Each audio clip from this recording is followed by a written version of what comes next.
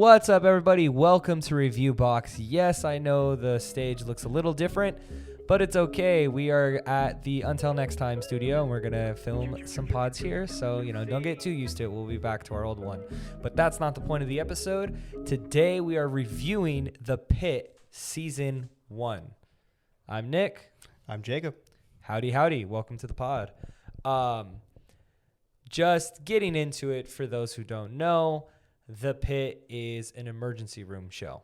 That's correct. It takes place in Pittsburgh, and it follows this ensemble of doctors and their day-to-day lives of what goes down in an emergency room. Mm-hmm. But to say day-to-day lives doesn't even technically make sense, because the show is formatted in a way where the entire season takes place in one shift, which is insane. I haven't seen that before. Do you know if the ER doesn't do that? Or I've never seen ER, but I know Noah Wyle is the main character. He obviously also stars in that show. I don't know if it does that exactly. This is the first time I've ever seen that for a show. Mm-hmm. Like, I've watched a couple. I don't know if you've ever seen a lot of medical dramas, any medical shows. I haven't. It was literally like The Pitt was the first medical drama that I've seen. Okay, because I've seen House, Scrubs, my all-time favorites. Oh, okay. I've seen House. Years House. ago. Grey's Anatomy. Those are all obviously like Grey's Anatomy is more soap opera-ish, but like none of them have ever done like kind of a pretty much 15 episodes. It's a 15-hour shift. Each episode is 1 hour, and it's like, I guess we can't really say it's a day-to-day life. It's pretty much just their day. We only see one singular day, and it's pretty amazing how they're able to format that. No, 100%, and like. It almost feels like an injustice to be like, oh yeah, it's like a ER show, it's a medical show. No, it's so much more than that. It's so rich with characters and their arcs and themselves, and I feel like that's what makes it stand out so differently.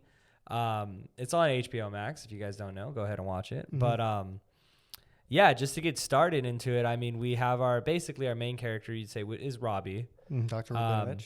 We'll go ahead. I won't just sit here and list all the characters. Like, we'll just go through a couple of them and all that, and kind of just go into like a favorite episode and just like little things here and there.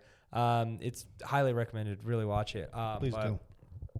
I feel like I've just been talking my ear off. You want to start out with something you really like about it, or kind of like anything you want to say before getting into that? Yeah, took some notes. Let's see. Honestly, it's kind of fantasy. It's fascinating, kind of, this show, because it really puts like a magnifying glass onto like medical professionals, doctors, nurses, everyone under the sun that work under the medical zeitgeist. It's just, you really see how it can affect somebody. Like, you see the trajectory of certain characters. They kind of start off upbeat in a way, and they kind of progress into becoming a little more burnt out by the end of the day, because it's just, again, a 15-hour work week or a 15-hour shift, which I feel like would burn anyone out. But just seeing amount of, sickness, death, we'll get into some certain deaths that happen in the show, but I just think it's kind of incredible how they kind of put them under the microscope and just really examine these characters and how real life probably nurses and doctors probably feel after a work day. Yeah, and it's like, again, it is so incredible that it's like, it's 15 episodes, but it takes place within 15 hours of like the world. Mm-hmm. It's the shift. Like, that is what makes it stand out so differently. And I think, I really have to give it, I have to give it to like the writers. 100% have to give it to the writers, because like the stuff they talk about and the way they talk about it, like all the medical terms, I don't know any of these medical terms. I couldn't, like, if I was an actor, I would not be able to recite you some of the lines they say. I feel like the writers, by the end of season 1, they were like basically pre-med. Pretty much, because they have to, like, again, you have to study your lines. I'm sure they're asking, what does this mean? Because I'm sure they have some kind of like real life EMTs, medical professionals on hand to like kind of explain, oh, what does this mean? What does that mean? Because I know I kind of recognize some, because again, have a little bit of back knowledge and like other medical dramas, but they're just, again, they talk so fast too. They're like, wait, what did you just say? So yeah. It's crazy. Yeah, no, it's insane, and that show does such a great job of it. And it's funny too, because I bet like the actors, like they know their lines, and I wonder if they say their lines, but if they even know what they're saying. Yeah. Because sometimes I'm like they'll be like, it's a blah blah blah, and I'm like, what does that even mean? Let me Google that really quick. And then they go straight into it, and I'm like, wow, this is impressive. And this show does a good job of like, basically it's like, I wouldn't say it's a simple situation of like, oh, it's a workplace drama. No. It's like these characters are like complicated. And I think that's what makes them stand out more on top of like it being fast paced with stuff happening. Kind of how it's formatted, I would say, is like they pick up a storyline. Like every episode's like an hour or longer. And it's like they pick up a storyline. And basically sometimes that storyline takes 3 episodes to wrap up. But like it doesn't feel dragged out because there's so much stuff going on with so many of these characters. But then at the same time, I want to admit that it's not overwhelming with how many characters there are. Yeah. Because it's like they just kind of grab and they'll be like, okay, well, this patient is basically the A story. This patient's the B story. And then like it kind of feels like there's multiple C stories that eventually in the next episode become a B story or even an A story. I think they do a good job on that. Again, I like you said, it's a really tribute to the writers. I heard recently, kind of on the way here, I was listening to some podcasts. And I heard that they save a lot of money because they don't really play music. They just kind of have one big song, usually for each kind of opener, the first episode. And kind of through that, they were able to save money, and they're able to kind of hire a full writer's room, shoot everything in LA, which obviously is super expensive. So I think it's incredible that we're able to even have like I feel like most, I don't know if it's true, you're in the kind of filmscape, but do most shows nowadays have kind of a full writer's room? I mean, okay, personally, I wouldn't see why not. Okay. You know what I mean? I would be like, I can see the industry being like, no, we don't want a full 6 or a full 8, whatever it may be. Like, do it with 4. Like, I could see them being like that. But I feel like with a show like this, you need a lot of people, a lot of minds, because a lot of research goes into it. Yeah, absolutely. Because, they can't just be saying just random stuff and it not actually being true to what it is. Yeah. And then it is smart. It's one location. That's how they get away with it. It's obviously the center. What would you call that? Like the focal point, or no, not like the focal point. Like literally the location of like of where like everything's happening like in the middle. Like, because it's like there's like the center. And then like, then they go out to different rooms. Oh, okay. So what you're saying. Yeah. It's kind of like, I guess, I don't know, epicenter in a way. And they do like kind of a lot of one shot takes kind of going around. Yeah. But Oh yeah. The camera work on this show is crazy too. But yeah, that's what I mean though. It's like they go to, I forgot her name, but she's basically the head nurse. Dana, yeah. Okay, so Dana, like where she's at, it's like the hub. And like, an episode will be like, you start at the hub, and that's essentially just one location. And then you follow Robby, and Robby's in here, and he's taking care of this patient who got badly injured. And then next thing you know, you see Landon, like he's walking by. And then now we just shift the entire focus to that character. Yeah. And then it goes on with like Dr. King, and then it goes on with Santos or Whitaker. Like it does that. And you're just like, whoa. So very, very impressive. Like very impressive. So I think by only having it really one interior, actually, no, I would say it's one exterior of just like because you got outside. Then you have the outside and you have the rooftop, because that's like the opening shot in the first episode. They have the rooftop, so then that's you have the ambulance bay, and then you have the hub, like you just said, and then they have the patient or the waiting room. Yeah. So of course, the waiting room, and then they have like individual rooms and all that. And that's kind of like the breakdown of the show, but it's so much to digest and to talk about in like one podcast episode. It would take hours. It's such a show worth watching. Absolutely. Let's just get into like a character. Let's just get into the characters. Do you want to start off with like a character you like and anything like that? Yeah, my absolute favorite character. I kind of went like back and forth because first kind of Langdon was my favorite character in the beginning, and then I kind of jived with like obviously Dr. Robby, the main character. He's one of my personal favorites, and Whitaker, he's also one of my favorites. But the main one, I had to like really choose. I chose Dr. Melissa King. I should have got the actress's name, but I just had a couple reasons why I kind of gravitated towards her. She's kind of the most upbeat of the doctors. Taylor Durden. Okay, thank you. Yeah. She's also Bryan Cranston's daughter, funnily enough, too. So fun Really? fact. Yeah. Very interesting. Did Yeah. not know that. That's crazy. When I found that out, I was Wow. like, whoa. I was like, that makes a lot of sense. Comes from. But yeah, I guess I really gravitated towards her. She's always happy to help. You know, she has these kind of like little cheery moments. She's. Can you explain who she is, what doctor she is, and description like Robby, for example, he's been at the Pitt for a long time. Okay. And he's like the head doctor. There was a word for it. It wasn't like resident doctor. It was like above that. Oh, her? She's a no. I'm saying Robby, and then like Landon is. Oh, he's an attending. Yeah, and then Landon is like not senior resident kind of second, but yeah, he's in that area, and she just got transferred there. Correct. She got transferred from the VA. For the VA. Okay, so real quick, it's her first day at the Pitt. She's a doctor. It's her first day at the Pitt for season 1. Which is crazy. So now please go on, dive into how. But she's like really, I mean, again, it's her first day, but yet she's really able to stand mostly toe to toe with like the senior attendings, Langdon. Is it Langdon or Landon? Langdon. Like they really form a tight bond too. Like in the beginning, they're not too standoffish with each other, but they're not. It's just later on in the show, they really kind of form a tight bond, which I really liked. Mm-hmm. They're kind of my strongest duo, I would say, in the show. But I really gravitated towards her. She has a strong, empathetic moment later on in one of my favorite episodes I'll get into later. But I just really like her. Whitaker I like for the kind of the same reason. He's kind of like, Santos calls him Huckleberry. He's just also kind of empathetic. So Whitaker is a student doctor, and it's his first day as well. First day in the Pitt. I watched First day in the Pitt. Because I guess in the last episode he says, oh, well, I also did internal medicine at the Pitt. So it's his first day in like kind of the Pitt area. But that was kind of my main reason why I liked Dr. Melissa King. Did you have a favorite character you kind of gravitated towards? Yeah, Langdon. Or is it Langdon or we're all like, now I'm like all mixed up. It's Langdon, so Langdon. Langdon is he's one of my favorite characters. Like I think he's my favorite character of season 1.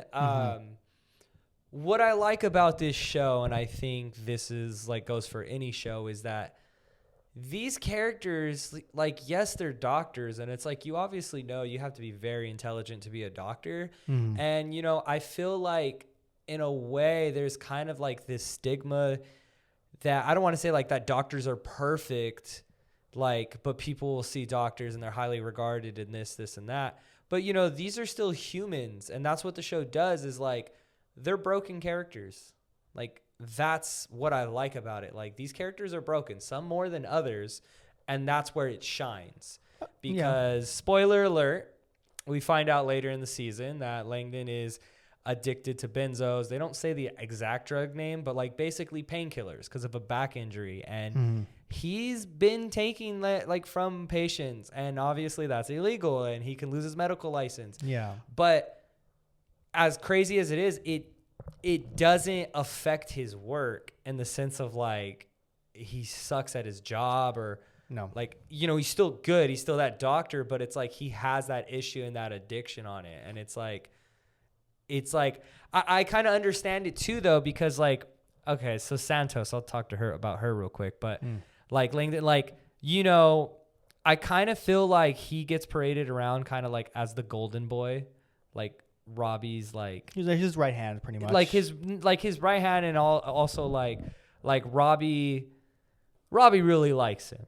Yeah, they're pretty close. He's really close. Like he really likes him, you can tell, and obviously, we know like as an audience is eventually something's gonna happen where they're gonna find out about this addiction. Well, we didn't know that going in, obviously, but yeah, but like it's gonna rise up if that's what it is, and I don't know. And another thing I like about that character is like, yeah, he's broken in that sense where he's like battling that addiction, but he's obviously still doing his job and everything like that. Is I do like his relationship with Dr. King. Yeah, I love their relationship, like their friend relationship. I think it's amazing. Like. And I think she's like, for sure, like they understand each other more than any other character has with someone else that understands them. The only other people I would say is probably Robby, and I forgot his name. Dr. Abbott, Jack Abbott. Yeah, who's the night shift. Their relationship is amazing as well. But with Dr. King and Langdon, I think it just goes so well together. Yeah. And that's kind of like, that's why he's my favorite character. I feel like he's looked at as the golden boy, but he has issues on his own. Like he's not flaws. perfect. Sometimes he's a little cocky, a little ego. I get that, but it's like not that much. He's very flawed. It's just when we get into, again, like you brought her up, Santos, he gets a little, I feel like they butt heads a lot because they're pretty similar in the sense they're very cocky. They just kind of have an abrasive-ish personality, so they really butt heads. And later on, Santos is the one that kind of finds out that Langdon has the benzo addiction and kind of rats him out to Robby, and then Robby kicks him out and stuff. And then obviously Robby's hurt by it because that's his right hand, one of his close friends at the Pitt. So it's like, kind of feels maybe a bit betrayed in a sense. So I guess, how did you feel about that when you first saw that? Like, did you agree with what Santos did, or were you like, okay, so I gotta like split the line here because Santos is like, she's, again, like always on Review Box, this is a compliment to the actor. I hate this character so much because I'm just like, oh my gosh, with some of the things. I don't hate everything about her, but I hate the majority of her in the sense of like the way like she like talks to Whitaker, like her attitude. Sometimes I'm just like, for like when she talks to certain characters, like the student doctors, I'm just like, dude, shut up. Like you're on the same level. Like, I'm just like, dude, like shut up. Like, why are you such a dick? Like, I feel like in a weird way, I feel like it's like, dude, do you not like get the social cues? It's like, you're so, I don't know. I feel like the way she acts, it comes kind of, to me, it comes off like obnoxious and kind of just like, oh, like eye rolling. But I feel like it's such a defense mechanism for her. Absolutely. to hide who she really is in a way. But at the same time, I'm not going to lie. I'll say this. I feel like the show just never shows you who she really is. It has a scene where she threatens someone who's molesting their daughter. And by all means, I'm like, yeah, like I was like, she was in the right for that. I'm like, good. I'm glad she did that. But it's like, okay, but I feel like anyone should act that way towards that certain situation. Most sane people. But I haven't seen her like open up. And that's kind of why I don't really like her that much. Cause I'm just like, okay, dude, like I get it. You got this defense up. You're bark. And it's just like, okay, dude, like Whitaker is obviously very hurt. Another student doctor, Whitaker is very hurt that one of his patients died, and it's affecting him a lot different than it would affect you. But like, if you're going to be a dick about it and like kind of clown about it, it's like, well, do you want to talk about the patient he lost? Cause he did lose a patient, which wasn't really his fault. It was a patient that came in because he just went out to dinner with his wife, and then he was just having, I think, stomach pain or something like that. Yeah, kind of intestinal pain, and then he thought it was just like a mild, I forget what he thought it was, but it wasn't anything serious that needed like, special attendance. So he's just like, kind of just left him in the hallway, was doing his own thing, and then he comes back and he's unconscious, the patient. He's freaking out. And then they have like, he's just trying to, do CPR, trying to revive him, but it just isn't working. I think it was in episode 2, and then going to episode 3 is when he's still kind of, maybe it was 1 and 2, but he's just like, it's kind of sad. He's very caring. He takes it really to heart, but like you said, Santos keeps bringing it up. Like she calls Javati, who is a kind of a genius prodigy character. She's like the youngest one on the show. She calls her Crash because at one point in episode 1, she kind of faints because they're doing like a leg. They're doing something. That was very brutal. Oh yeah, this show. By the way, this show is so graphic. And Jacob had brought this up the other day at In-N-Out. But it's because it's like it's on a streaming platform. It's on HBO. Like it's not network television. So like they go all out when it comes to like that. But I will push back a little bit about Santos. Like me, she's definitely not one of my favorite characters. Actress does a great job, fantastic job. But it's just, you said how like there's not really a lot of moments that kind of bring out her character. I'm like, well, there's 2. They're both in the last episode. There's the one with, I don't know if you remember the suicidal kid. She kind of talks to him, like she's trying to get him to open up and like trying to realize like why did you do it? Like, she needs to get it to a minute so she can, put him in for psychiatric help. He won't admit it. He's like he has his own kind of defense up until she opens up. kind of about her trauma, about how she was, not just spoilers, but like in case anyone has ever gone through this, just a bit of, what would you call it? Bit of a disclaimer if you've gone through assault or anything like that. Just be forewarned if you watch the show. She went through this. It's unclear who it was. It's most likely, obviously, somebody she trusted, but it's kind of implied it could be some kind of older family member. But she kind of opens up. You good, big dog? Oh, I'm about to cry. No, something like came through my throat. Yeah, no worries. But it's implied it was an older family member, and she's opening up to the kid, and she's just said she also lost somebody she loved. It was a friend. She committed suicide because they kind of went through the same thing. They were both assaulted. And then, she says that every day I wish I could have saved her, but every day I'm so grateful that I'm still here. And then he eventually opens up. He's just like, I just don't want to be here anymore. And it's a pretty impactful scene, but like she opens up to him to get him to open up. Like she's not lying. She's not putting on airs. She's open and honest. And then come later on, she finds out that Whitaker, the one she's also been making fun of kind of throughout the show, she finds out that he's homeless. He doesn't really have a place to stay. He's staying in the hospital on an abandoned floor, which he does mention in another episode. Like he's like, I guess when the Pitt Fest, the shooting, spoiler, we'll get into that later, but when that happens, they're trying to figure out where we're going to put all these people. And he mentions, there's an abandoned floor up on the 3rd floor or whatever. And everyone's like, whoa, yeah. And then they didn't, but that's kind of a foreshadowing into later. Yeah. But she finds out he's homeless. And, after he's like trying to like kind of play it off, he's like, all right. Like she could tell she doesn't want to do it, but she's just like, if you want, I have an empty room with the bathroom. You could stay there if you want. And he's like, oh, I don't want to do that because I don't have any money to pay you for rent. She's like, do you know how to clean? Do you know how to, fix stuff? He's like, yeah, I used to live on a farm. She's like, okay, come live with me then. So she didn't have to do that. So true, but it also shouldn't take, in my opinion, it shouldn't take like, obviously I'm pretty sure there's parts throughout the season, but it shouldn't take 15 episodes to get to like where she finally does that. Yeah. But I understand because maybe it's like, okay, let's change the status quo by the end of it. But more or less, not getting into it too much. I guess that's after the fact, so actually I wouldn't bring that up. Let's get back to Santos again. Like, do you agree with what she did, though? Do you agree with, like... Because I'm conflicted on that myself. We'll get into it. But, like, did you agree with her kind of ratting out Langdon for... Oh, yeah, that's what it's all about. That's a hard one because it's like... It's such like a crazy situation. And, like, it's your first day... And, you're already making enemies. But then at the same time, it's like, yes, like he shouldn't be distilling painkillers and doing painkillers. But, in reality, and I feel like the show does a good job at that, like, no, someone has to speak up or it was just going to continue to happen. Yeah. So, no, I agree with her doing that. Like, obviously, when I was watching, I was like, no, because I like that guy. But then I'm like, okay, no, that's the right thing to do.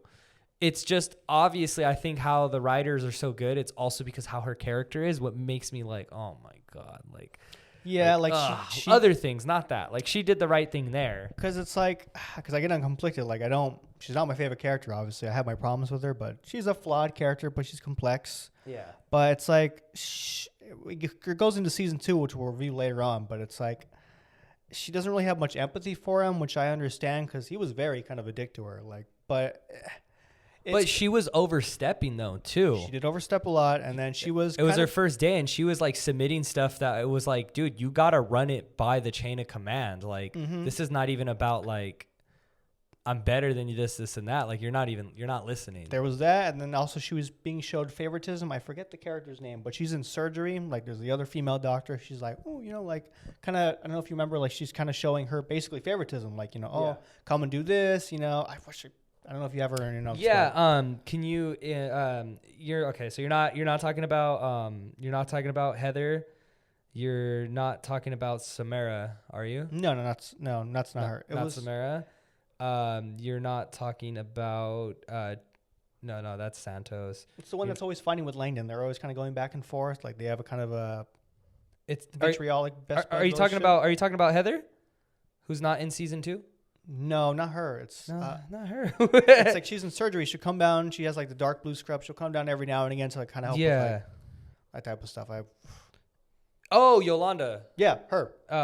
She's also being shown favoritism by her. Garcia. Garcia, Okay, there we yes. go. Yeah. So she's a great character too. Also fantastic. But it's like she's being showed favoritism by Garcia, like, you know, oh, I'll show you how to do this, you know, come do that. Like, and Langdon's like, what the heck? Like, she's obviously not doing this for other, like, for other student doctors. So, like. Yeah.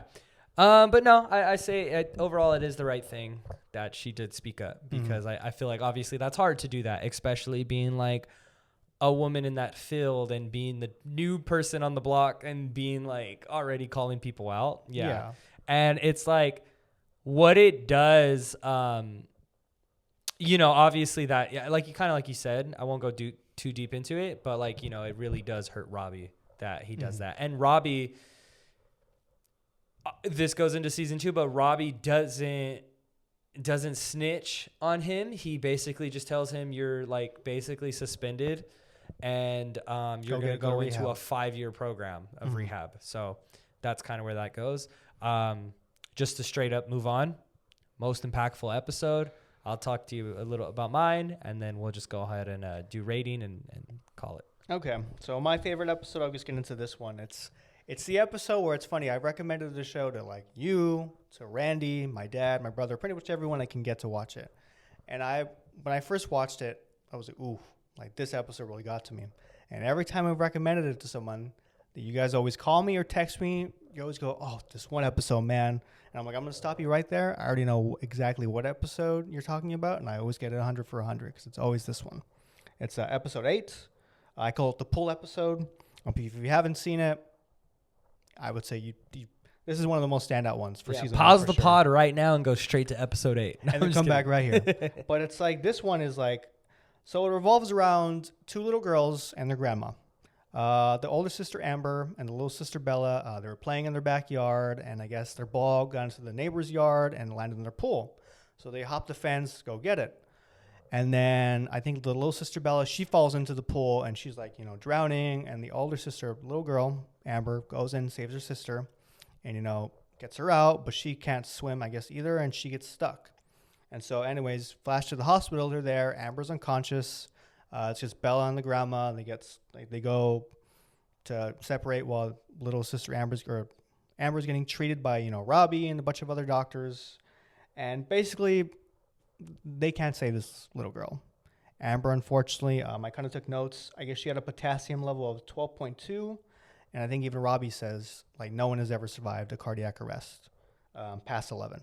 Like, the parents are there by then. They're just, you know, they're breaking down crying because, again, like, their little girl, like, this girl can't be anything older than, like, maybe 4 or 5 or something. Like, just too young. Obviously, way too young. And she was probably more in, like, 8, like 7, 8, because the younger sister is, like, 4. Okay, so anyways. Yeah, like, or like 4 to 6. Like, yeah, little kid, under 10 for sure. But it's like, and then there's this one scene where, like, they're going to go tell, like, you know, the grandma and the little sister, like, you know, how are you going to break this to her? I mean, how are you going to break it to her? So they separate the grandma, and it's Dr. King, and I think you showed me her picture too. Garcia?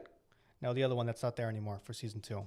Heather, yeah. They both go in to, like, kind of break it down. Bella's making a card. And they're like, oh, what are you doing? Like, I'm making a card for Bella. And it's right here where they find out, like, Bella tells her, like, oh, I couldn't get out of the pool. Amber went in to save me. You know, I'm making this card for her because she's sick right now. And then it's like, it's kind of sad because, again, Dr. Melissa King, she has her own sister with special needs. She has her own, she's in her own kind of place where she's cared for. And, like, they have a very strong sisterly bond. So this really gets to her. Like, she has to leave the room. And I think it's to break down crying. When you first watch the episode, you think it's to break down crying, but it's like, you know, she goes to later. She comes back. She buys a teddy bear for Bella, and she's like, "Oh, like I bought this." Like she's like, "Oh, is it for Amber?" Like, no, it's for you, for both of you to share. Like, I want you to use this, and I want you to tell, you know, say some nice words to, you know, Amber. Like, you know, what would you say to her in this moment? She's like, "Oh, I love you, Amber, so much. You're my best friend. You know, I don't know where I'd be without you," basically. And it's like, it's really sad because, like, she doesn't know that her sister's gone, and I don't even know how you would explain this to a child that young. So it's like, I guess it really hits you because it's like, again, no parent should have to go through this. No parent should have to outlive their kid. And it's just one that really got to me. Even rewatching it, I was like, oh, like I had to like kind of stop for a bit. You're like, here we go again. Yeah. Yeah, and it's just like and even so that was like the biggest point of that episode. And there's like a minor C plot line too with like a sex trafficking thing. I don't know if you remember that. Yeah, I remember that with the pen and everything. So that was pretty impactful too. And then there's the honor walk scene with their earlier in the show. This is a comatose son. He kind of accidentally overdosed on fentanyl because he bought pills online or something, and they're like the parents are wheeling out their son, and like the whole hospital's in the hallway kind of just like honoring him because he's an organ donor. He was only 18 too. Again, another young kid just like gone. So it's just the whole episode was just a whole standout, and I think it's probably the best of season 1. I don't know if you agree, but I feel like it's up there 100%. Just to comment on that episode, it's, again, we said this earlier, and so these storylines span over a couple episodes, and and then they wrap them up, and then a new storyline comes into the door. Mm-hmm. The show does a good job. So in writing, or just in general, like sometimes a writer asks themselves, how are we going to get into the next scene? And what's funny about this show is this is the easiest show to get you to the next scene, because you'll literally see Robby walking and like he's talking to a patient and something has happened to them, and then bam, another person, like a coworker, comes in and is like, oh, Robby, we need you over here in this one, and then it's like bam, and then we're already like switching to the next scene. It's organic, so it's like it's an easy out, but like at the same time it's like it's an emergency room, these things happen. Mm-hmm. But to comment on like the girl with the pool, like the little girl, I think it's so impactful because she comes in and you're like, if you're sitting there and you're really breaking down the story, but obviously watching it as entertainment, if you're just breaking down the story, you're like, okay, here's a new plot line. And it is a new plot line. And you're like, okay, they're going to try to save her. Like, they'll probably save her. And then they'll probably like questioning this, and that. Mm-hmm. It happens so fast of she's in here. They're trying to save her. It does not break away from the scene. And then bam, she's gone. And then the story becomes, well, how are you going to tell the little sister and everything else? But it opens up with the little girl dying right off the bat. Like, it only takes about maybe it's like 15 minutes into the episode where like it goes and like you introduce her and then boom, she's unfortunately gone. Yeah, like and it's insane. It's so fast paced. And it's like, again, it's like you gotta understand, like this show, I would want to say like this show's like, it's that aspect is not fiction. Do you get what I mean? Like, the aspect not fiction. Oh, well, the aspect of like, yeah, that probably happened at an ER. Okay, like it's not like this is real. Like this isn't like it's not glorified in any sense. Like this is just how it is. Yeah, like you know what I mean. Like this isn't like. I mean, they even touch on COVID. Like Robby has PTSD from COVID, and then you see flashes from there, and then that's like, I don't know if you remember, but like I don't know if you ever read the news around that time, but medical people were like getting super burnt out. Like oh no, I talked to a couple people that I knew, but yeah, like so it's just. It's so impactful in that way, and it's because it's so real, and it's like the show does a good job of having uncomfortable conversations, and these are what these workers go through. So you got to give it to like the real life workers that do like emergency room stuff, because I'm like, I can never do that, and I can't believe you guys do that. And it's like, to me, like it's just insane. And I feel like kind of mirroring the real world, my favorite, the most impactful episode to me personally is basically, I kind of caught on to it. Robby has basically like a son, not his son, but his stepson that he kind of raised in a sense. Jake. Just looking at the show, right when it got on screen and right when he's all like, yeah, I couldn't make it to the festival, but I'm glad you're still going to the music festival, and this is a show about an emergency room. I literally sat there and said, oh no, this is going to do what I think it's going to do, is it? Mm-hmm. Not in a way of like, oh, it's predictable, in a way of like, this is going to make me uncomfortable and I do not want to see this. And obviously the episode comes, he gets the call, there's a mass shooting, which, unfortunately is prominent in this country, and at a music festival hits a little too close to home because that's an activity I really do. And then also it has happened in Las Vegas, like it's very sad. It's very tragic. And that episode showed me a whole new perspective of it, of like what the people in the emergency room go through. And it was so chaotic watching that. And then the way it was just going down. And I was just like, this is the most insane thing to me. And it was like the most standout story arc for me in that show entirely, because it was like it all hands on deck. Like, this is what happens. And it's like, yeah, in this country, like we have mass shootings, schools, this and that. Like I've never even thought about like what the nearby hospital has to go through. And the show shows it in a way where I'm going to trust that, you know, like the writers got research and basically were able to break it down this. Cause I do know that they have gotten a lot of like medical professionals to like help research for the show. Yeah, absolutely. So I feel like they really, in my opinion, I feel like they translated it well. And you know, and it shows like, you know, these doctors are like, obviously these doctors are more than just doctors, but it just shows the humanity into it. And I think, correct me if I'm wrong, I think in the midst of it, that's when like Robby, that's when he breaks down, right? Also, one of my most standout, that was episode 13. I took notes of that too, because it's like the way it comes about is that Jake, you know, it was supposed to be Jake and Robby. They were supposed to go to that Pitt Fest together, but Jake got a girlfriend. He's like, hey, can I have your ticket to take her? And he's like, all right, fine. So gives it to him, and then they go to Pitt Fest, and then obviously the shooting happens, and then I think it was around episode 13 where, like, because he's just trying to call him, like, you know, tell me you're all right, please tell me you're all right. And then finally towards, like, I think episode 13, an ambulance brings him in, or a truck brings him in and his girlfriend was shot through the heart. So it's like Robby tries everything he can to bring her back. He keeps giving her blood after blood after blood. And even Dr. Abbott, he's like, hey, like, you know, like, you're already given like 4 liters of blood, like, you know, like it's not going to work. Like, you're just wasting blood. We can use that blood to save other people. And he's just like adamant. Robby's just adamant. Like, I can bring her back. I got her carotid back. And eventually, like, he has to call it. Like, he's wasting too much time. Dr. Abbott's like, the more time you waste on her, we have all these other patients we need to treat. Like, you know, they're going to die if you can't get to them. So he just eventually calls it. He has to figure out how the heck am I going to tell Jake that his girlfriend's dead. Yeah. So. And it's so insane because I feel like how I saw that, I was like, this is brutal. Like, this is more brutal than an action show or like a crime drama show. It's more brutal because it's more real in the sense of like, yeah, like, I see what you're saying. In a sense of like Breaking Bad, obviously one of the greatest shows ever, but like, yeah, like he goes and he shoots up all the bad guys.